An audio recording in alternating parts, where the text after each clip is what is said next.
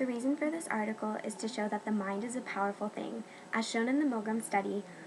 we see that people know their morals but choose not to use them in certain situations. As young children, we've grown up to know right from wrong, but in certain situations, as the Milgram study suggests, that people go over their morals to obey, even though they know it's not the right thing to do. The author intends to convey many things, but I think the most important thing is to bring light to the dark actions of what people do in everyday lives, such as bombings and certain situations that they know is morally wrong, but they still do anyways. I learned a lot from this article. I learned that you can be morally correct in everything, but as soon as you're put into a certain situation, your morals completely go away for some reason, and I think that's what's so amazing to see, that even today these things are happening and we still are testing and researching and finding out why these things happen and why people don't live to the standards that they say they live by.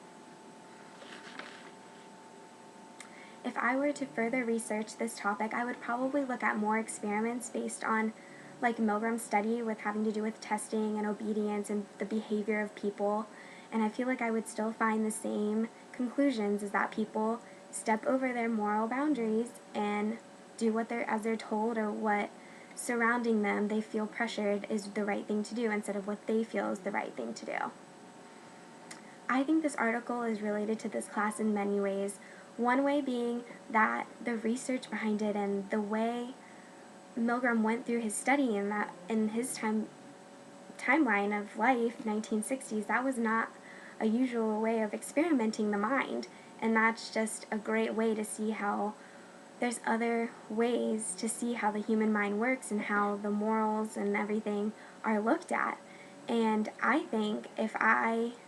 would even do more research on this, I would look and try and see if there's a study seeing if people who finish the assignment or the task, if you could interview them and see, well, what's their life background, what were they like when they were younger, how was the family situation, did they have violence, or were they brought up morally correct on the things that were right and wrong. And our book is explaining all these situations with behavior and how socially and how everything around you affects how you are. And so that's why I feel like this article really captures part of what this class is about, and how it's really helped me learn a few things with the behaviors and how people are even testing this stuff today, because it's so important and so real today in every event that's going on.